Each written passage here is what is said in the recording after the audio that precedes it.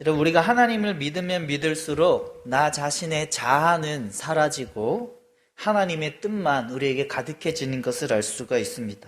사도 바울의 경우를 보아도 그렇습니다. 사도 바울이 사도행전 9장에 다메섹 도상으로 갈 때에 예수 그리스도를 만나기 전에는 스데반을 죽이며 자신이 가득했던 인생이었습니다. 베냐민 지파이고 8일 만에 할례를 했는가 하면은 가말리엘 문하생이라고 하며 자기 자신으로 가득한 인생이었던 것을 알 수가 있습니다. 하지만 사도행전 9장에 그가 다메섹 도상으로 가는 중에 빛 가운데 예수 그리스도를 경험한 이후에 그는 전혀 다른 인생이 되었던 것을 알 수가 있습니다. 사도 바울의 14권의 서신서들을 보면은 나는 날마다 죽노라. 나는 작은 자 중에 가장 작은 자다. 나는 만삭되어 나지 못한 자다라고 하며 자기 자신은 온데간데 없어지고 오직 하나님의 뜻만이 예수 그리스도 가운데에 가득해지는 모습을 볼 수가 있습니다. 여러분, 하나님께서 오늘 저와 여러분들의 신앙을 물으시는 것입니다. 자기로 가득한 인생이냐, 아니면 정말 예수 그리스도의 선명한 복음을 경험하고 하나님으로 가득한 인생이냐라고 질문하고 있는 것을 알 수가 있습니다. 여러분, 우리의 신앙이 점점 시간이 갈수록 나의 뜻과 나의 성의 분냄과 나의 계획으로 가득한 것이 아니라 내가 복음을 안다면 나는 십자가의 비하, 낮아지고 없어지기까지 내가 십자가를 쫓아가는 신앙이 되는 것을 알 수가 있습니다. 여러분, 선명한 복음을 경험한 사람은 예수 그리스도에 따르겠습니다. 성품을 닮아간다. 선명한 복음을 경험한 사람은 예수 그리스도의 성품을 닮아가는 것을 알 수가 있습니다. 여러분, 예수님의 그런 외모에 대해서 단 한 절도 표현되어져 있지 않는 것을 아십니까? 성경에 예수님의 외모에 대해서는 단 한 표현도 없지만은 예수님의 가득한 성품을 우리에게 소개하고 있습니다. 그리고 예수님의 십자가에 그런 복음을 경험한 자라면은 예수님의 그 복음 가운데의 성품을 닮아가는 신앙이 되는 것을 알 수가 있습니다. 사도 바울이 자신으로 가득했던 젊은 시절의 모습이 아닌 나중에 14권의 서신 가운데 자신을 고백하듯이 나는 날마다 죽노라. 나는 작은 자 중에 가장 작은 자요. 나는 만삭되어 나지 못한 자라고 이야기하듯이 예수님으로 가득한, 하나님의 뜻으로 가득한 신앙으로 점점 세워져 나아가는 저 여러분들 될 수 있기를 예수님의 이름으로 축복합니다. 오늘 자기 자신이 아닌 예수 그리스도의 복음과 하나님의 뜻 가운데 가득한다라고 하는 내용을 나눈 이유는 오늘 본문에 응답받았던 느헤미야의 기도 가운데에 그 모습을 강하게 찾아볼 수 있기 때문에 그렇습니다. 느헤미야서 1장 1절에 느헤미야에 대해서 이렇게 소개하고 있습니다. 하가랴의 아들 느헤미야다. 하가랴고 하는 그 느헤미야의 아버지는 어둡다, 흐리다라고 하는 뜻입니다. 그 시대가 어두웠고 흐리고 페르시아 가운데에 포로 생활을 하고 있던 이스라엘 백성들을 표현하듯이 그의 아버지는 하가랴요 어둡고 흐리다라고 하는 의미를 우리에게 소개하고 있습니다. 그 가운데 하나님은 느헤미야라고 하는 한 사람을 세우셔서 하나님의 뜻을 구현해 나아가시는 것을 볼 수가 있습니다. 느헤미야는 위로하다라고 하는 뜻입니다. 다시 이야기해서 하가랴라고 하는 어둡고 흐린 그 시대 가운데에 하나님은 느헤미야라고 하는 위로하는 자를 세우셔서 하나님의 그 기도 가운데에 하나님만 바라보는 그 신앙을 통하여서 그런 포로 생활 가운데에 회복해 주시는 하나님의 뜻을 우리에게 소개하고 있습니다. 우리가 알듯이 아닥사스다 왕은 페르시아의 왕이었습니다. 그는 127도나 행정구역으로 두고 있는 지금의 미국보다도 훨씬 더 강대한 나라였던 것을 알 수가 있습니다. 아닥사스다 왕이 제20년 기슬5월에 우리나라 태양력으로 11월과 12월에 수상궁에 머물렀다라고 하는 것입니다. 페르시아만 위에 있는 그 수상궁에 이 아닥사스다 왕에게는 4개의 궁전이 있었는데 계절마다 한 곳씩 돌아가면서 이제 겨울에 페르시아만 위에 있는 수상궁에 머물러 있었다라고 하는 것입니다. 여러분, 하나님은 그러한 상황 가운데에 느헤미야를 그 페르시아 아닥사스다 왕의 술 관원의 직책을 감당하게 하신 것을 볼 수가 있습니다. 여러분, 당시에 페르시아의 왕의 술 관원이라고 하는 것은 어마어마한 권력의 자리였던 것을 알 수가 있습니다. 비서이기도 하였고 또 많은 사람들이 술을 통하여서 독사를 시도하였기 때문에 왕에게 매우 신뢰를 얻는 자였던 것을 알 수가 있습니다. 하나님은 그런 상황 가운데에 느헤미야에게 하나님께서는 조국의 어려움이라고 하는 어둡고 흐린 하가랴라고 하는 아버지의 이름을 통하여서 그 시대적인 사명의 뜻을 알려주신 것을 알 수가 있습니다.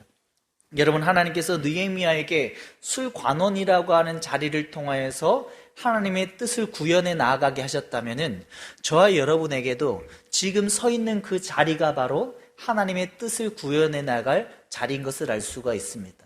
지금 여러분이 어떤 직업을 또 어떤 모양으로 살아가고 있습니까? 하나님이 지금 그 자리가 바로 하나님의 뜻을 구현해 나아갈 놀라운 자리였던 것을 알 수가 있습니다. 에스더도 이야기합니다. 내가 죽으면 죽으리다. 지금 내가 왕의 그런 불림을 받지 못하지만 지금의 이 자리를 통하여서 하나님의 뜻을 내가 순종해 나아가겠다라고 이야기하는 것을 알 수가 있습니다. 여러분, 지금 여러분들이 지금 놓여있는 이 자리는 과거에 하나하나 우연 없이 모든 하나님의 치밀한 계획 가운데에 지금 이 모양으로 앉아있고 이 모양으로 살아가고 있는 것을 알 수가 있습니다. 하나님은 지금까지 여러분들의 인생을 빚어 나아가셨습니다. 빚어 나아가시면서 지금 아직 완성되지 않았더라도 하나님께서 지금의 모양대로 과거의 스토리를 통하여서 지금의 나의 모습이 있는 것이고, 이제는 하나님께서 지금의 스토리를 통하여서 미래의 스토리를 써 나아가고 싶으시는 것을 알 수가 있습니다. 여러분들이 하나님의 응답받는 하나님의 일하심을 경험하는 인생이 되기 위해서는 나의 인생의 전체적인 스토리를 한번 되짚어 볼 필요가 있습니다. 심지어는 내가 어떤 과거의 상처를 받는다든지, 또 내가 과거에 어떤 작은 성공을, 승리를 경험했다든지, 내가 지금까지 모든 어떤 만남과 어떤 계획과 어떤 모든 것들이 다 하나님의 우연 아닌 계획 가운데 경험하게 하셨고, 이제 지금 나의 모습을 통하여서 하나님이 기도를 통해서, 한번 따라했습니다. 기도를 통해서 살아가게 하신다. 과거의 전체 스토리를 통해서 지금의 나의 모습을 허락하셨고, 지금의 느헤미야의 기도의 모습과 같이 나의 기도를 통하여서 이제 미래의 스토리를 써 나가기를 원하시는 것을 알 수가 있습니다. 오늘 이 느헤미야서는 에스라서와 원래 원어 원전에는 한 권으로 되어져 있습니다. 그런데 72전역에서 두 권으로 나누어졌고, 에스라와 느헤미야서의 12년의 간격이 있는 것을 알 수가 있습니다.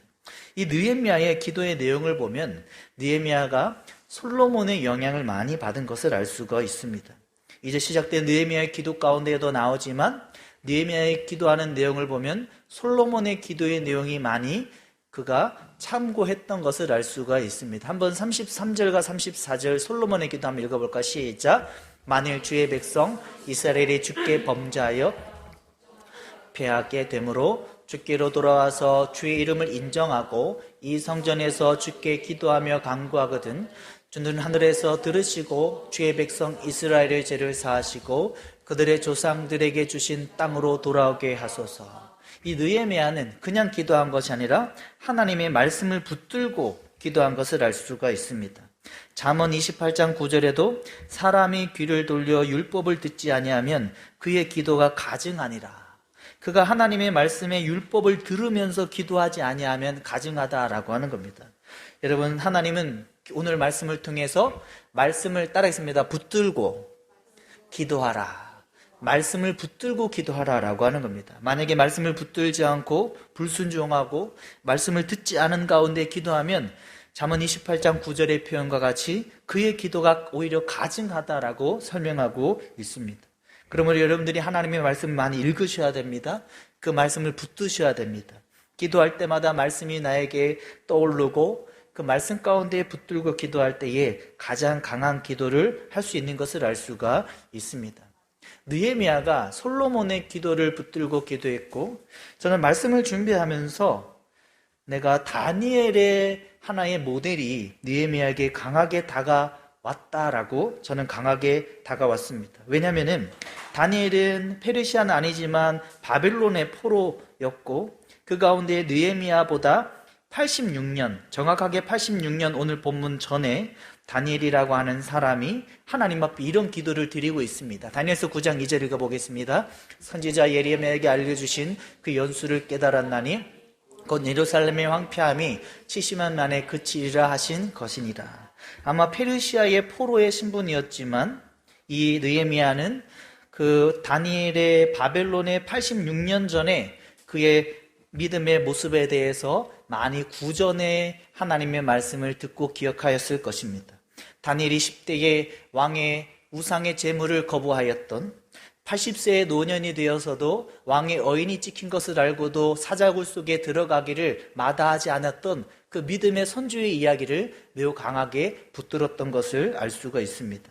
느헤미야는 하나의 다니엘이 모델이 되었고, 또 솔로몬의 기도 가운데에 말씀을 붙들고 또 믿음의 선조의 모습을 붙들고 하나님 앞에 기도하며 나아갔던 모습을 볼 수가 있습니다.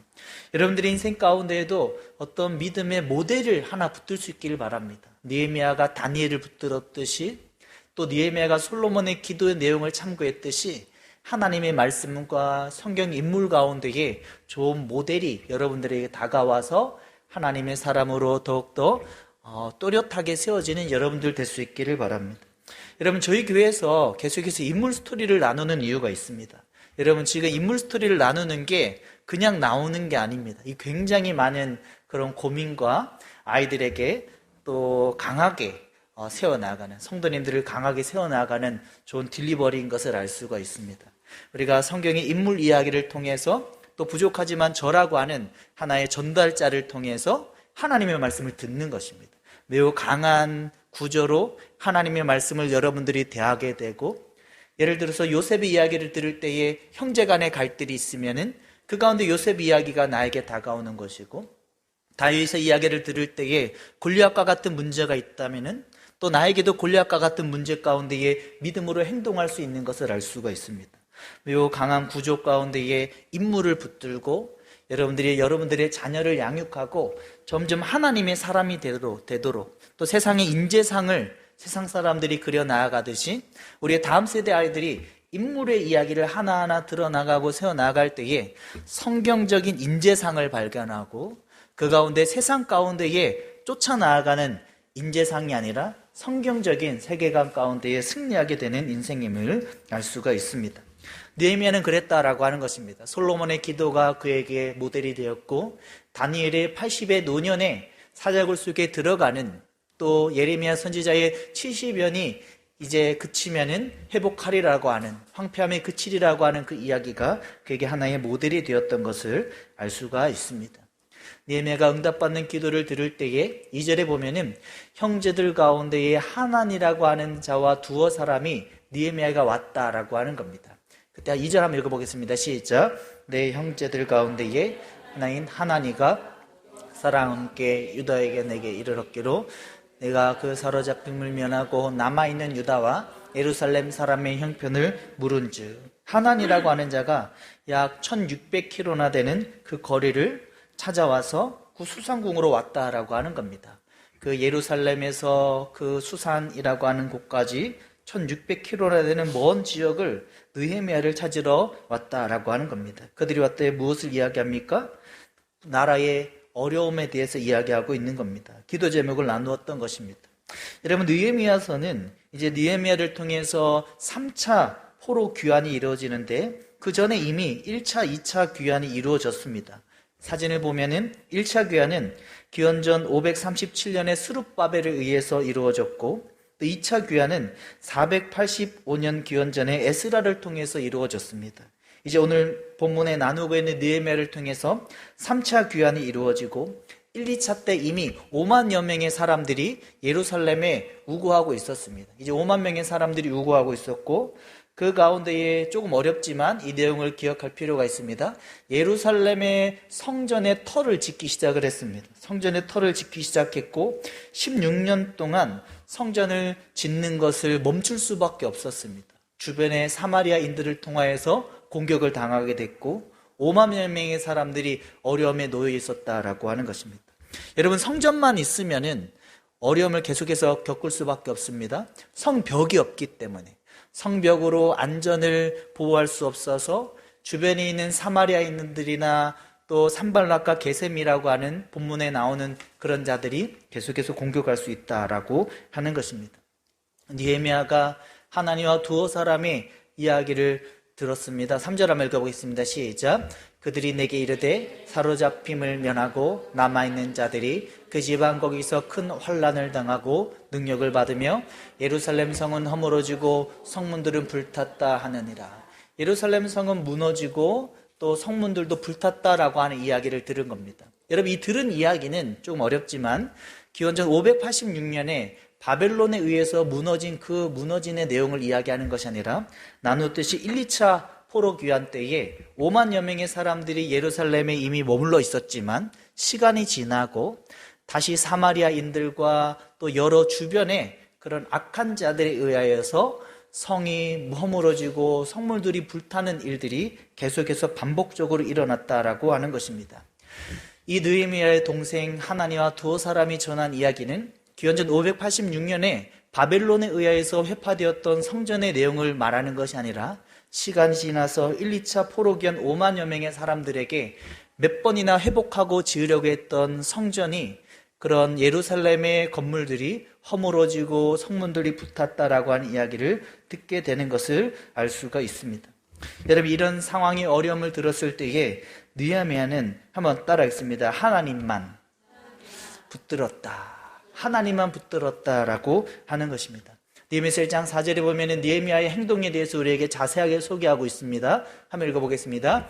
내가 이 말을 듣고 울고 수일 동안 슬퍼하며 하늘의 하나님 앞에 금식하고, 내가 이 말을 듣고 예루살렘의 성이 허물어지고 성문들이 불탔다라고 하는 소식을 듣고 느헤미야는 그 자리에서 주저앉아서 수일 동안 슬퍼하며 하나님 앞에 금식하며 기도했다라고 하는 것입니다. 여러분, 세상에 어떤 어려움이 다가올 때에 하나님을 믿는 하나님의 자녀들도 두 가지로 대할 수 있습니다. 한 가지는 오늘 본문과 같이 하나님만 바라보고 전혀 기도하며 금식하며 나아가는 신앙이 있는가 하면은 사람을 의지하고 세상의 방법을 강구하는 인생이 있다라고 하는 것입니다. 하나님을 정말 믿는 사람은 이 방법을 취할 수 있어야 됩니다. 어떤 어려움이 나에게 다가올 때에 아무도 없는 교회에 나와서 기도하고 골방에 들어가서 기도하고 내가 할 수 없는 불가항력적인 어떤 문제들이 나에게 다가올 때에도 하나님 앞에 전혀 기도하며 나아갈 때에 하나님의 일하심들을 경험하게 되는 것입니다. 직전에 나눴던 요나의 이야기를 통해서도 배가 부서지는 듯한 파도가 일어났습니다. 물고기 뱃속에 들어갔습니다. 불가항력적인 고난의 상황에 들을 때에 요나는 물고기 뱃속에서 네페시라고 하는, 그가 여름에 수산시장에 나는 비린내 가운데에 목만 겨우 내밀고 큰 물고기 속에서 기도하면서 전혀 예루살렘 성전을 향한 십자가를 바라보는 기도를 할 때에 하나님께서는 그에게 회복을 경험하게 해주신 것을 알 수가 있습니다. 여러분, 하나님은 한번 따라했습니다. 관계를 기대하신다. 하나님 유일하게 관계를 기대하시기 때문에 하나님의 자녀들이 하나님과의 관계를 붙들지 않으면 어떤 고난도 허락하실 수가 있다라고 하는 겁니다. 요나에게 부서지는 듯한 파도를 허락하듯이, 요나에게 물속에 빠침받는 고난을 허락하듯이 하나님과의 관계가 멀어지면 하나님께서는 고난을 허락하시면서까지도 하나님과의 관계를 요청하시는 것을 알 수가 있습니다. 여러분, 성경은 하나님과의 관계의 이야기입니다. 하나님이 창조의 언약 가운데 관계를 맺으셨고, 노아의 언약 가운데에 관계를 맺으셨고, 아브라함의 언약 가운데에 시내산에 출애굽한 이스라엘 백성들의 언약 가운데 관계를 맺으셨고, 또 다윗의 영원한 언약 가운데에 또 이제 예수님을 통한 새 언약의 십자가의 관계의 회복이라고 하는 것을 이야기하고 있는 것을 알 수가 있습니다. 여러분, 성경의 많은 고난에 대해서 이해되지 못하는 것은 바로 하나님과의 관계를 요청하신다고 하는 것을 이해하지 못하기 때문입니다.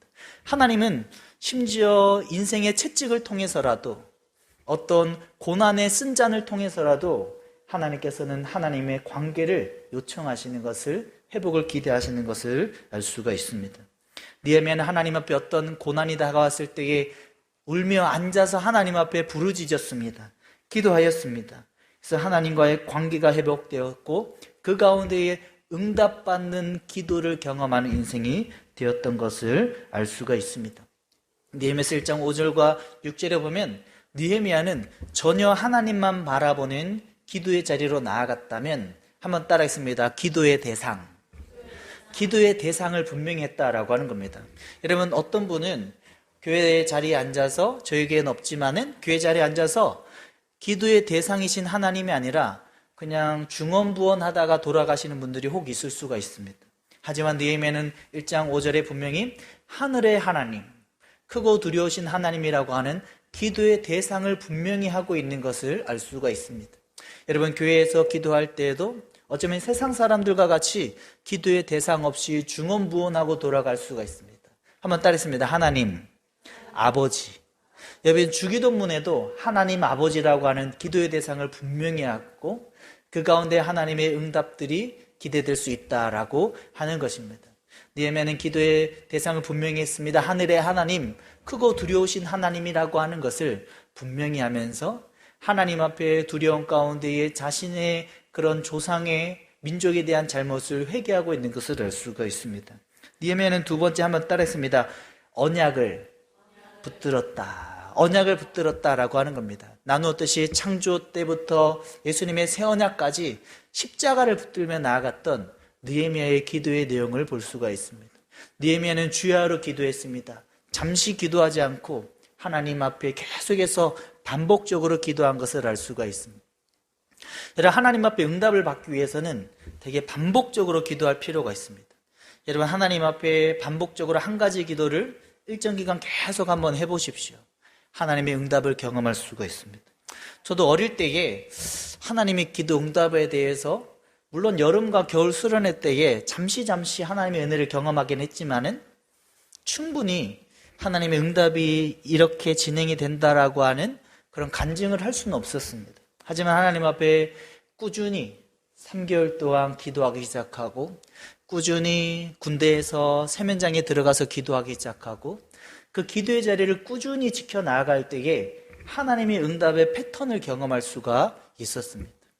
여러분들이 그런 신앙으로 성장하면 좋겠습니다. 기도의 대상을 분명히 하고 새 언약 대신 예수님의 십자가를 붙들고 나의 죄를 뒤로하고 담대히 나아가면서 하나님 앞에 일정 기간 주야로 계속해서 기도함으로 하나님의 응답이 이와 같이 나에게 경험될 수 있구나라고 하는 신앙으로 성장해 나아갈 수 있기를 바랍니다.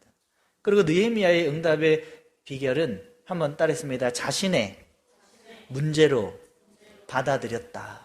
어떤 민족의 문제에 대해서, 어려움에 대해서 자기 자신의 문제로 받아들였다라고 하는 겁니다. 6절에 보면은 나와 내 아버지, 6절 한번 읽어보겠습니다. 시작. 이제 종이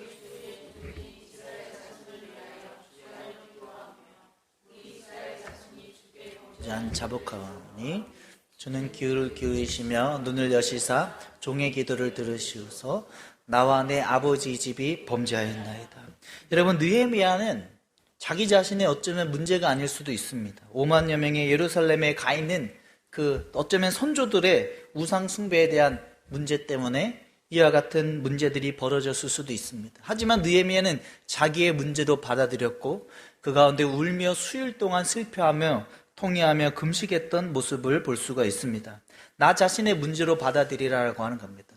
여러분, 어떤 나라에 대해서 또 어쩌면은 내가 뽑지 않은 대통령이지만은 그럼에도 불구하고 나라에 대해서 계속 비판적으로 말하는 것은 그리스도인의 자세가 아닙니다.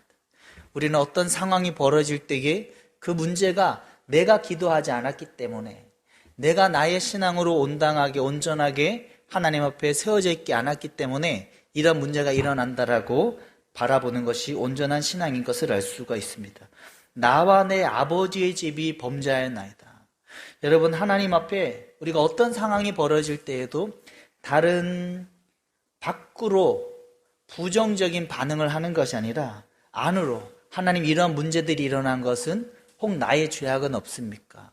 우리나라에 코로나19가 사건이 터진 것이, 어쩌면 경제적인 어려움이 일어난 것이, 또 어쩌면은 저희 교회는 아니지만 또 어떤 교회들이 어떤 사건들을, 범죄를 저지를 때에 혹 우리가 내가 기도하지 않아서 그런 것은 없습니까? 라고 하면서 부정적인 바깥으로 비난하는 것이 아니라 나 자신의 신앙을 돌아보는 것이 바로 하나님의 말씀의 의미인 것을 알 수가 있습니다.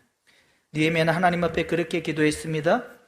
자신의 위치 가운데에 자신의 문제로 받아들였고 기도의 대상이신 하나님을 바라보면서 언약이신 십자가를 붙들고 전혀 기도로 반응하는 느헤미야의 신앙의 모습을 볼 수가 있습니다. 그리고 느헤미야는 응답받는 기도를 드릴 때에 7절에 이렇게 기도했습니다. 같이 한번 읽어보겠습니다. 시작. 주를 향하여 크게 악을 행하여 주께서 주의 종 모세에게 명령하신 계명과 규례와 율례를 지키지 아니하였나이다. 느헤미야는 하나님 앞에 회개했다라고 하는 겁니다. 한번 따라했습니다. 회개. 자신의 문제에 대해서 하나님 앞에 하나하나 회개하기 시작을 했습니다. 조상의 문제에 대해서 회개하기 시작했습니다. 크고 악하게 행한 것은 없습니까? 돌이킨다라고 하는. 어쩌면 기도할 때에 기도의 대상이신 하나님을 분명히 하지 않을 수도 있습니다. 회개하지 않을 수도 있습니다. 나 자신의 문제가 아니도록 다른 사람을 비난하는 기도를 할 수도 있습니다. 하지만 느헤미야의 응답받는 기도에는 기도의 대상이신 하나님을 분명히 했고 하나님 앞에 간절하게 회개하는 신앙이었고 하나님 앞에 나아가서 자신의 문제와 같이 기도하기 시작할 때에 하나님의 응답이 느헤미야에게 경험되게 되는 것을 알 수가 있습니다. 나누었듯이 느헤미야는 느헤미야 1장 8절과 9절에 솔로몬의 기도를 붙들고 하나님 앞에 기도하고 있습니다. 솔로몬이 하나님 앞에 어떻게 기도했습니까? 만일 하나님, 우리의 민족이 범죄하거든 여러 나라 가운데에 포로의 상황 가운데 있다 할지라도 그 가운데 흩어져 살다 할지라도 하나님께서 하늘 끝에서라도 돌아오게 하옵소서라고 기도를 했습니다. 느헤미야는 그 솔로몬의 기도를 거의 그대로 붙들고 8절과 9절에 기도하고 있습니다. 같이 한번 읽어보겠습니다. 시작. 옛적에 주께서 주의 종 모세에게 명령하여 이르시되 만일 너희가 범죄하면 내가 너희를 여러 나라 가운데 흩을 것이요 만일 내게로 돌아와 내 계명을 지켜 행하면 너희 쫓긴 자가 하늘 끝에 있을지라도 내가 거기서부터 그들을 모아 내 이름을 두려고 택한 곳에 돌아오게 하리라 하신 말씀을 이제 청하건대 기억하옵소서. 솔로몬의 기도를 거의 붙들고 기도하는 말씀을 붙든 기도의 사람인 것을 알 수가 있습니다. 여러분 저희 교회에서 통독을 하고 있지만은 성경을 많이 읽으십시오. 말씀을 붙들고 기도하십시오. 여러분 표현이 그렇지만 하나님을 말씀을 붙들고 코너에 모십시오. 하나님의 말씀이 이렇게 말씀하셨지 않습니까? 하나님 앞에 긍휼함을 구하고 기도할 때에 하나님의 말씀에 은혜의 말씀을 붙들고 하나님 앞에 어린아이와 같이 기도하며 나아갈 때에 하나님은 응답할 수밖에 없다라고 하는 것입니다. 여러분 하나님 앞에 단순한 질병에 대한 문제도 하나님 제가 낫기를 원합니다라고 기도하는 것이 아니라 하나님 제가 하나님 앞에 치유받아서 하나님의 사람으로 살아가길 원합니다. 나에게도 하나님의 사명이 있지 않습니까?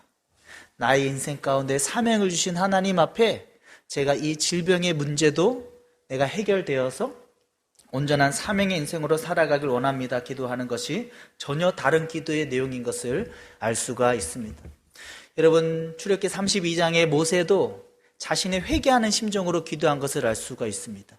크고 작게 행한 그런 선조의 그런 죄악의 문제에 대해서 기도하였듯이 모세도 느헤미야와 같이 자기 자신의 문제로 하나님 이스라엘 백성들이 금송아지를 만들고 범죄하지만은 차라리 내 이름을 지어주십시오.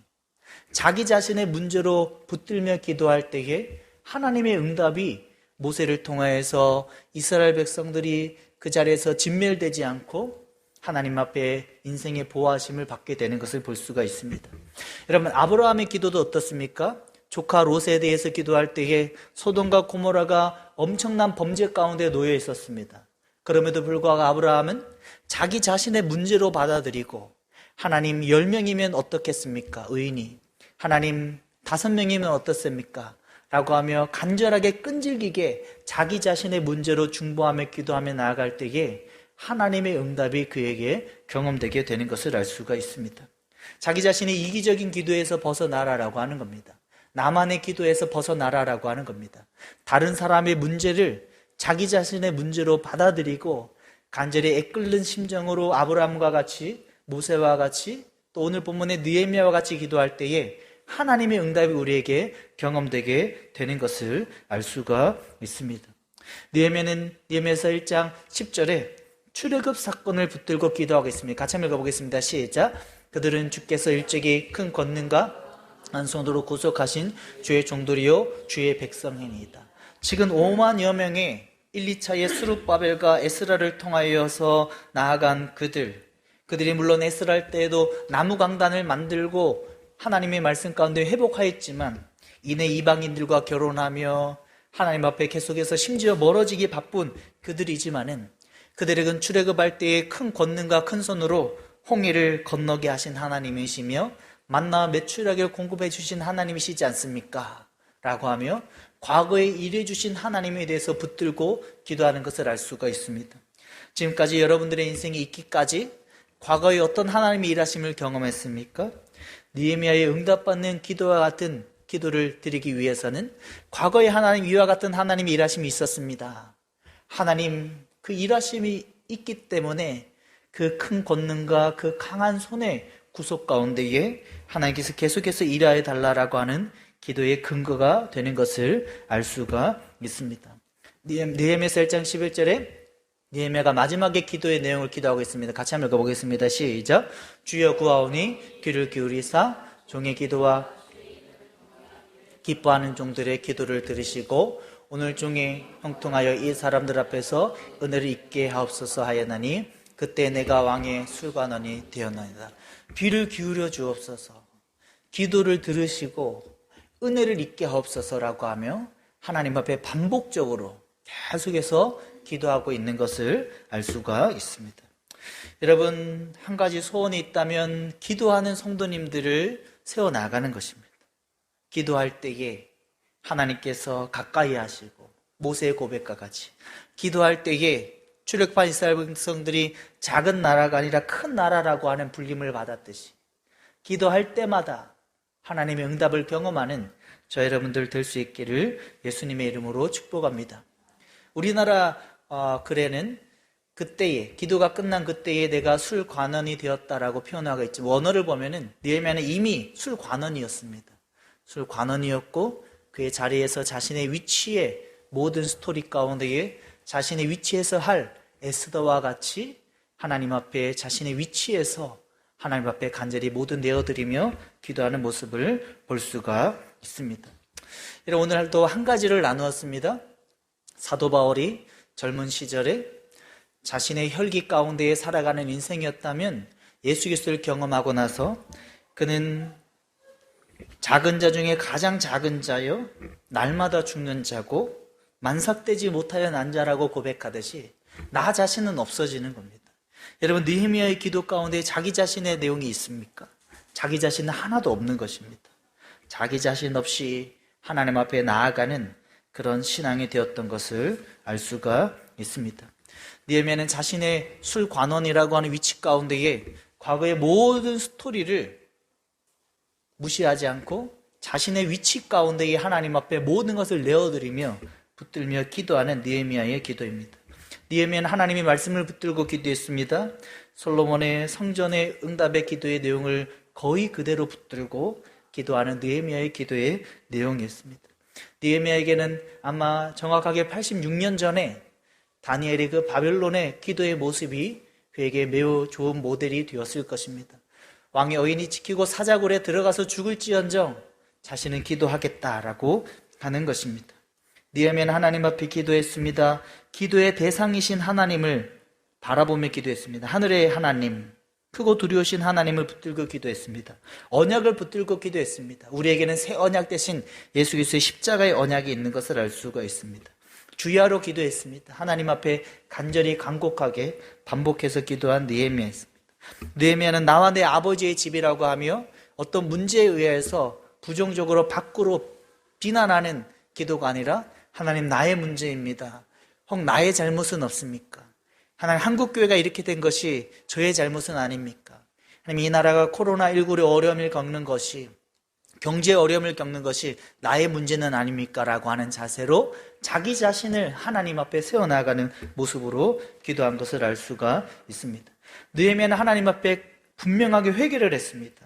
하나님 크고 악한 행한 것들이 있으면 하나님 용서해달라고 기도를 했습니다. 느헤미야는 마지막으로 반복적으로 하나님 귀 기울여 달라고 하며 하나님 앞에 간곡하게 기도를 했습니다. 이런 예수님의 기도의 모습도 꼭 이와 같습니다. 자신이 마지막 기도의 자리에 잡히시기 전날 밤에 나의 뜻이 이렇게 있지만은 자기 자신은 다 사라지고 만삭되지 못하고 날마다 죽고 작은 자 중에 가장 작은 자라고 하는 사도 바울의 고백과 같이 예수님은 자기의 뜻이 있지만 아버지의 뜻대로 되기를 원합니다라고 기도하며 그의 기도의 모습으로 십자가 가운데에 하나님의 뜻으로 순종하며 가득하게 나아간 예수님의 모습을 볼 수가 있습니다. 오늘도 하나님이 그걸 이야기하는 겁니다. 지금까지 너의 기도가 어떤 모양이었던 이제 수정하라라고 하는 겁니다. 자기 자신에 대한 것들은 내려두고 이제 하나님 앞에 민족을 위해서 하나님을 바라보면서 회개하면서 말씀을 붙들고 하나님의 십자가의 새 언약 가운데 기도하며 나아갈 때에 나 자신이 아닌 하나님으로 뜻으로 가득한 저 여러분들의 기도가 될 수 있기를 예수님의 이름으로 축복합니다. 오늘 느헤미야의 기도에 많은 내용들을 나누었습니다. 이 말씀을 하나하나 곱씹으면서 읽어보시고 하나님의 응답받는 그런 기도가 중언부언의 기도를 넘어서는 그런 기도의 사람이 될 수 있기를 예수님의 이름으로 축복합니다. 아멘. 우리 시간 함께 찬양하겠습니다. 우리 이번 주일에 이제 오시는 민호기 목사님 찬양인데요. 원하고 바라고 기도합니다. 함께 찬양합니다. 이 세상을 살아가는 동안에 찬양하겠습니다. 함께 옆에 분에게 인사하겠습니다. 응답받는 기도합시다. 응답받는 기도합시다. 네, 찬양하겠습니다.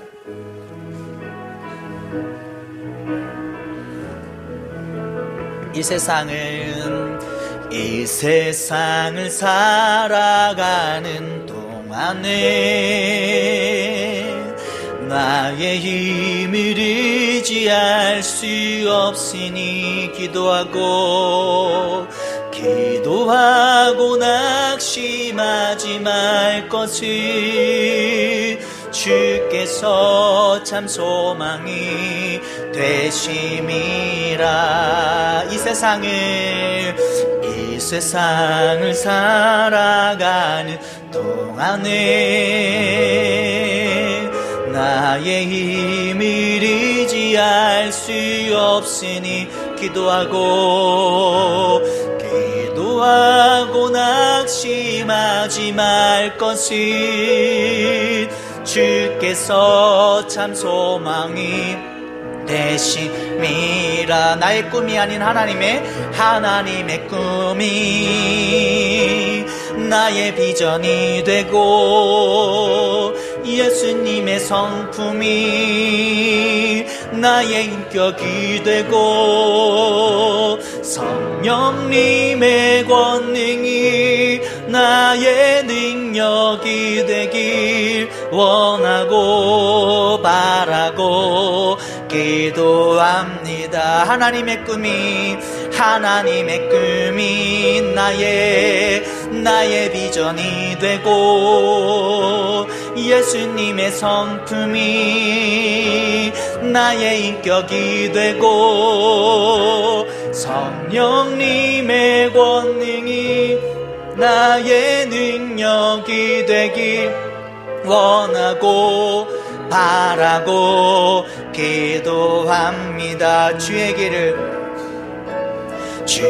길을 걸어가는 동안에 세상의 것 의지할 수 없으니 감사하고 낙심하지 말 것을 주께서 참 기쁨이 되심이라. 주의 길을 걸어가는 동안에 세상의 것 의지할 수 없으니 감사하고 낙심하지 말 것은 주께서 참 기쁨이 되심이라. 하나님의 꿈이 나의 비전이 되고 예수님의 성품이 나의 인격이 되고 성령님의 권능이 나의 능력이 되길 원하고 바라고 나의 꿈이 아닌 하나님의 꿈이 나의 비전이 되고 예수님의 성품이 나의 인격이 되고 성령님의 권능이 나의 능력이 되길 원하고 바라고 하나님의 꿈이 마지막으로 한 번만 더 나의 꿈이 아닌 하나님의 꿈이 나의 비전이 되고 예수님의 성품이 나의 인격이 되고 성령님의 권능이 나의 능력이 되길 원하고 바라고 기도하 성령님의 권능이 나의 능력이 되길 원하고 바라고 원하고 바라고 기도합니다. 원하고 바라고 기도합니다.